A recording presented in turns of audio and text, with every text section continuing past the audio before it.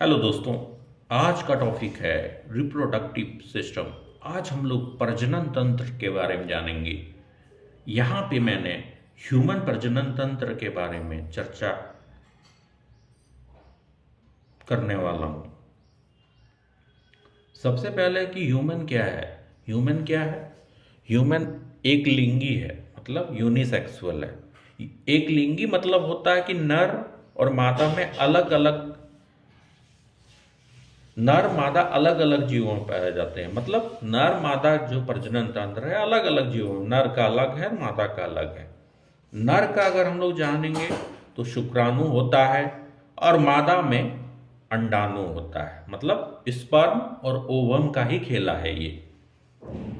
अब इस खेले में क्या है कि एक टॉपिक आता है वीवीपेरस। तो मानव को क्या, ह्यूमन बींग्स को वीवीपेरस बोला जाता है? जी हाँ, बोला जाता है। क्यों? क्योंकि ये सीधे शिशु को जन्म देते हैं। तो इसको क्या बोला जाता है? वीवीपेरस। अब हम लोग नर मेल रिप्रोडक्टिव सिस्टम के बारे में जानेंगे कि सबसे पहले इसका क्या है शुरुआत कि वृषण, टेस्टिस। टेस्टिस क्या होता है कि शुक्राणुओं का यहाँ पे निर्माण होता है। किसके द्वारा? तो सर्टोली सेल्स इसमें एक होता है, उसके द्वारा।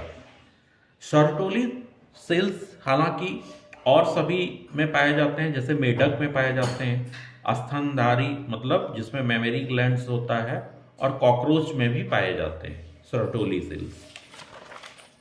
इसके बाद है कि शुक्राणु उत्पादन के लिए आवश्यक ताप शरीर के ताप से कम होता है। कि हमारा शरीर का टेम्परेचर कितना होता है? 37 डिग्री। तो इसके ताप से कम उसको ताप चाहिए, क्योंकि वो ठंडा अवस्था में रहना चाहता है। इसके बाद देखते हैं कि नहीं कि वो बाहर कैसे निकलता है। कि अब आप देखते हैं जब इंसान रिप्रोडक्शन करता है उस समय उसमें क्या होता है? घर्षण होता है। तो घर्षण से क्या होता है? उसका ताप बढ़ाया जाता है, जिसके चलते उसको बाहर निकलता है वो। और अभी देखते हैं कि बहुत से जो एक होता है कि एक अपने से जो क्रिया करता है, तो उसके द्वारा भी क्या होता है कि घर्षण से वो बाहर निकाला जाता है। हालांकि ये तो अत्यधिक हो तो बहुत ही शरीर पे बुरा असर पड़ता है।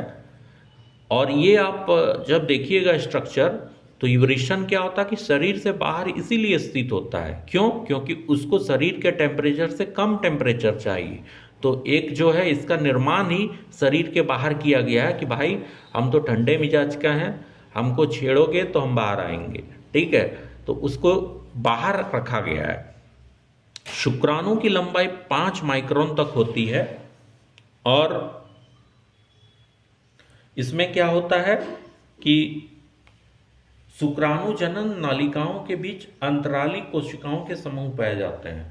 वहां पे बहुत सारे नालिकाएं होती हैं और जो कोशिका पाए जाते हैं, तो उसके द्वारा टेस्टोस्टेरोन हार्मोन का स्राव होता है, जो कि लैंगिक लक्षणों के विकास और नियंत्रण में सहायक होता है। यहाँ पे हम लोग स्पर्म का स्ट्रक्चर देखेंगे तो ये देखिए गोल जैसा स्ट्रक्चर है, और इसी में एक मानव शरीर के निर्माण का सारा कर्मकांड बैठा हुआ है। ये है, इसके अंदर देखने में तो आपको लगेगा कि आप देखिएगा व्हाइटिश टाइप का फ्लूइड निकलता है, लेकिन उसके अंदर भी ऐसा स्ट्रक्चर होता है कि ये हेड में डिवाइड होता है, मिडिल में डिवाइड होता है, टेल में डिवाइड होता है, जो जाके एंट्री करता है वहां पे, ठीक है। तो यहाँ पे देखिए एक्रोसोम है, न्यूक्लियस है, न्यूक्लियस मेम्ब्रेन्स भी पाया जाता है, और माइटोकॉन्ड्रिया पाया जाता है, जिसमें बहुत सारे जेनेटिक मटेरियल होते हैं, और फादर मदर का जीन होता है, सभी इसमें समाहित होते हैं, जो आगे एक बच्चे के निर्माण में हेल्प करता है। इसके बाद है अधिवृषण। शुक्राणुओं का संग्रह स्थान और शुक्राणुओं का परिपक्वन यहीं पे होता है, यहीं पे इसको सक्रियता प्राप्त करता है।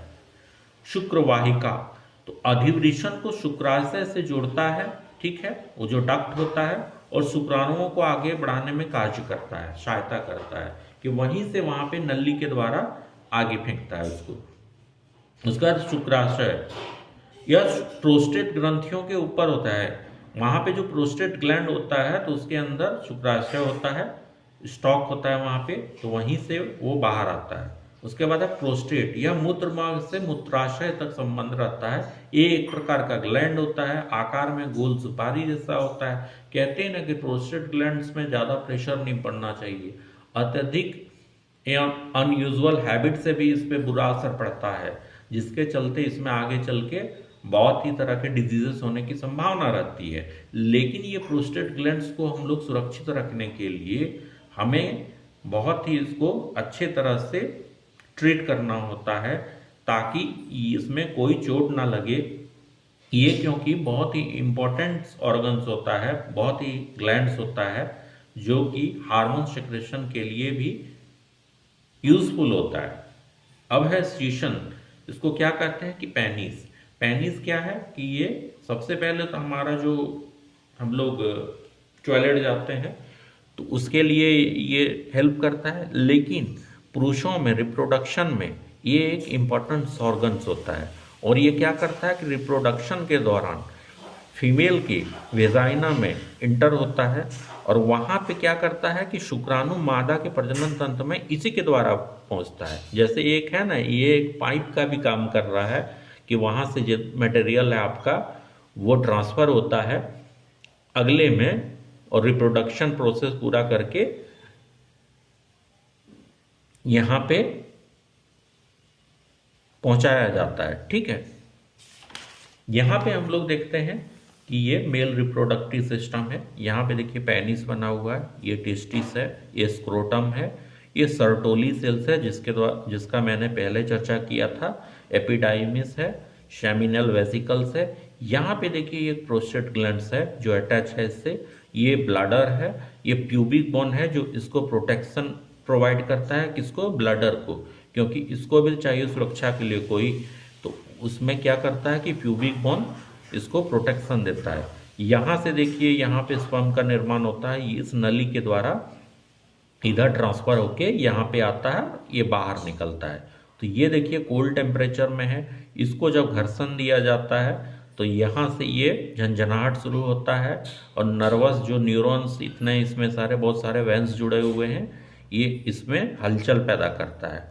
यहाँ से ये बाहर फेंकता है और ये बाहर निकलता है। ठीक है, तो ये यहाँ पे प्रोस्टेट ग्लैंड्स भी है,